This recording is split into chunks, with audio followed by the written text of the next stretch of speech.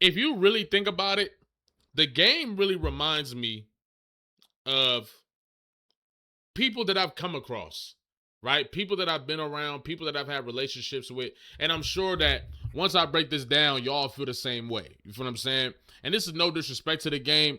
This is just how I see it, right?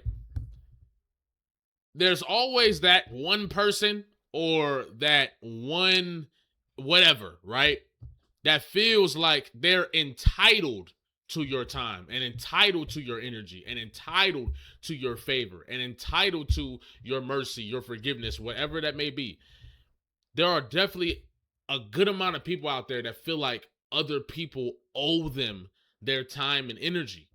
Now, I want to make it very clear. I'm not one of them people that think, oh, like, of course, if you have a friendship or relationship or whatever, and you want to spend time with that person and you want to be around that person and they not talking to you at all, and so you want some like, damn, like, that hurts. Like, I want to be around that person. I want to have a good time with that person. I want to connect with that person, but they don't want to connect with me. Of course, that's going to hurt, right? And that's the thing. I don't care how you feel about anything. The way you feel about things are always valid.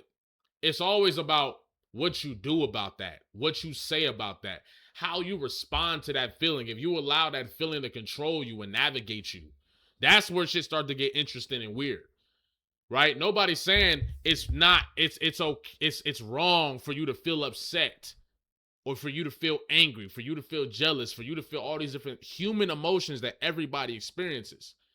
The issue is when you allow that emotion to dictate you things that you're going to do in an unfavorable or in a way that might be outside of your character, right? And we've all done this. We all experience this as human beings.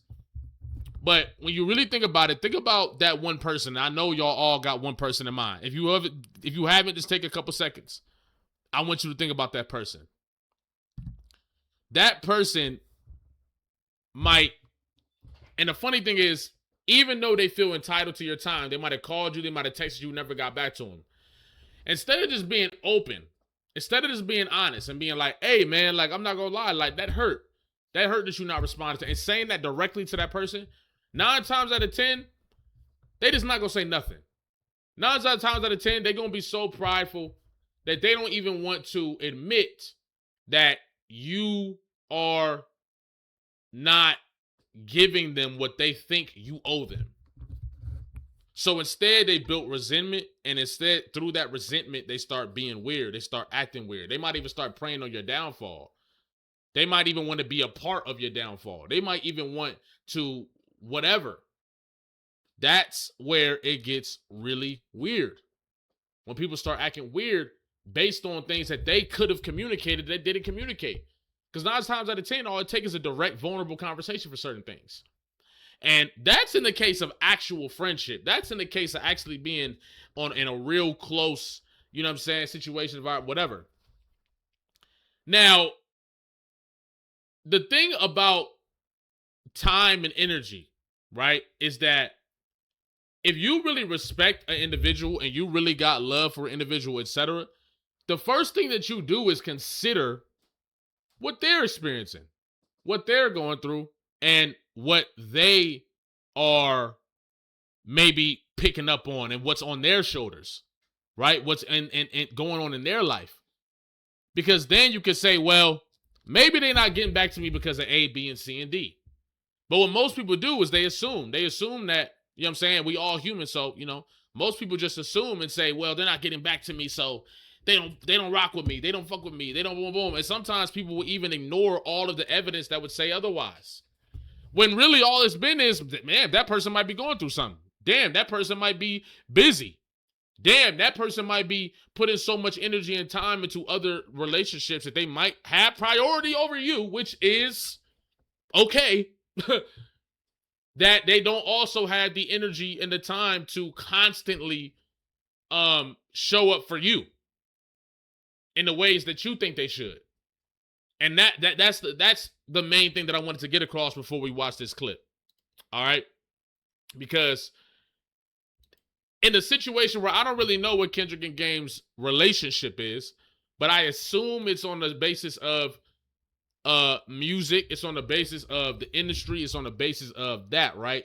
Being a pillar for the game being the pillar for Compton, the game putting, you know what I'm saying, like holding the West down for a long period of time, like the level of respect and admiration that they have for the game and etc. That's where I assume the relationship is at. And, you know, obviously stuff like that. So we're going to break that down after we watch this clip, and I want to have a conversation about that. All right, check this out. It's some insight. You know, Dot don't get on the phone with everybody, my nigga. He don't talk to niggas.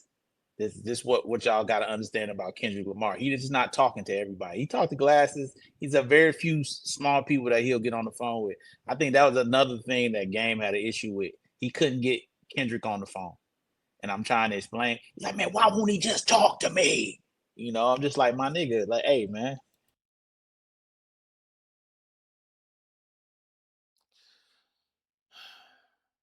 And I'm explaining to this nigga, everybody ain't the same. I remember having a conversation with Kendrick about that phone and just talking. He's like, that's his vice.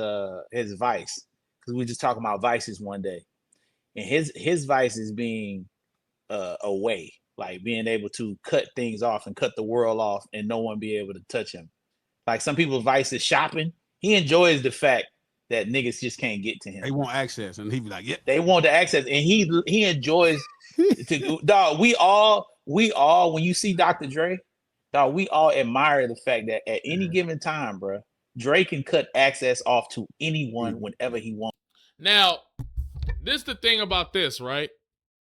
And this is where we start to have a real conversation, okay? There's nothing wrong with that.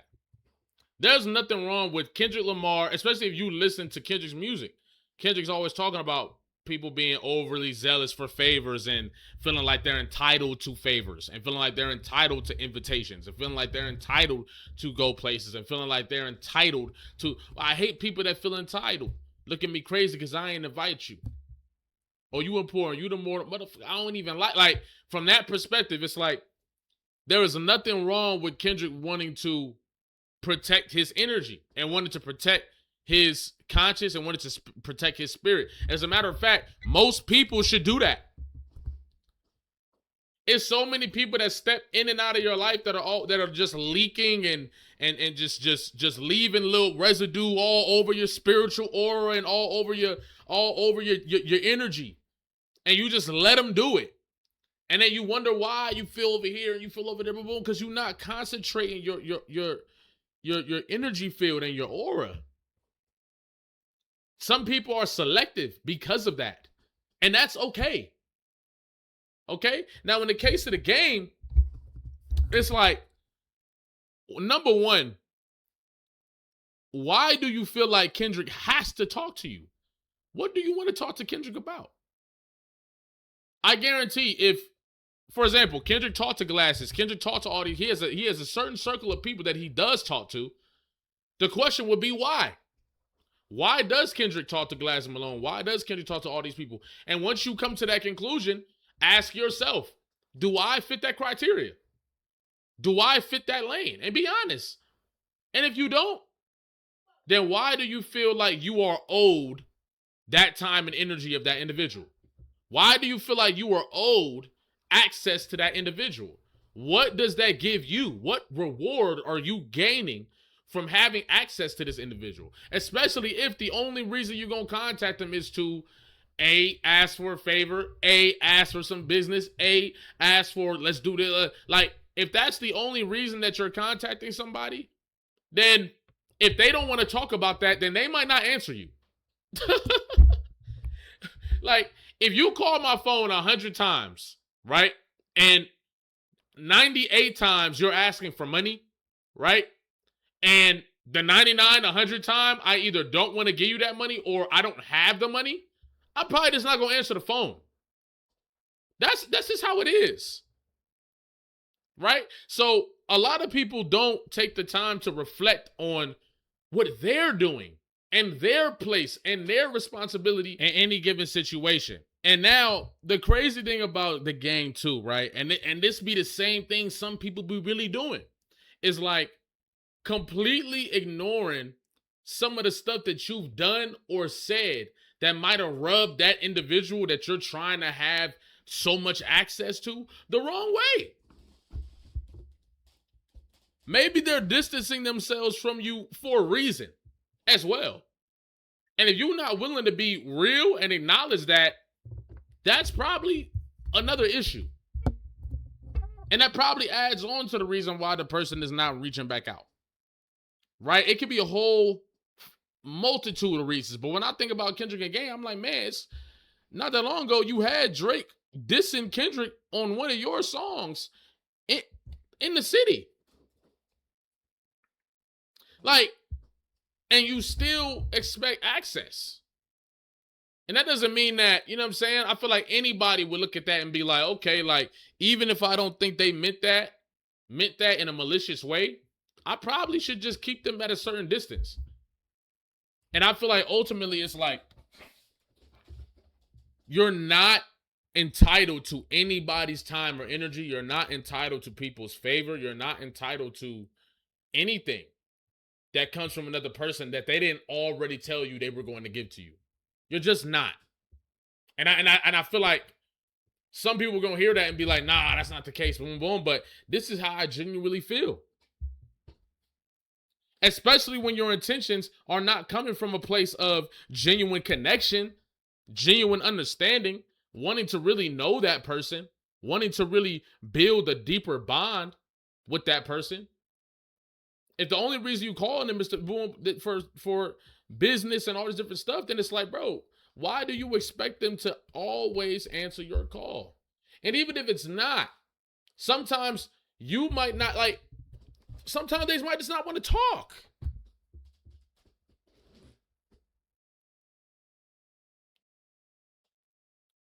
It's okay to protect your energy. And also, another message for the people out there that also want to protect their energy, but they don't.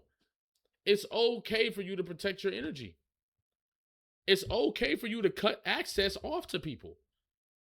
It's okay for you to create distance between you and the individual that you feel like is doing whatever that isn't necessarily aligned with your energy, aligned with what you're trying to do, aligned with how you want to feel, aligned with the reality when you want to create for yourself. That's okay. That don't mean you got to cut everybody off cold turkey, but it's okay to keep people to distance yourself. It's okay to keep people at a distance. It's okay to have boundaries up. It's okay to keep them up. It's okay for them to come down when you feel like it. It's okay for them to never come down. You get to decide how you navigate the relationships in your life. And you should never let somebody make you feel like you're wrong for that or any other reason. You see? And I feel like that's where the issue with the game comes in is like, so because Kendrick's not calling you back, because you feel like he's not talking to you in all the ways that he should and all this different stuff, now you're doing all this shady, weird stuff. Then it's like, okay, well, shit, like, nigga, you probably don't fuck with me anyway. If all it took was me not answering your calls for you to start being weird and start trying to sabotage me and start trying to pray on my downfall and linking up with my enemies and all this different stuff, like, damn, you probably didn't fuck with me anyway. It sounds like I'm talking about that, but I'm talking to you. You feel what I'm saying? So, yeah, that's just my perspective. I wanted to take that situation and turn it into something we could talk about and create valuable conversation about. And I think this is a very important conversation and demonstration that we're seeing here, bro. You are not entitled to nobody's energy. Stop it. Stop it. Stop it. And if you really want to be around that person and see that person, be honest and vulnerable. I don't like that you not responding to me. I don't like that you're not talking to me. I want to talk to you. Is there an issue? Do we have whatever? What, or better yet, instead of saying, well, that person has a problem with me, ask what's going on with that person. Check in. How are you doing? You've been dissing lately. Are you okay?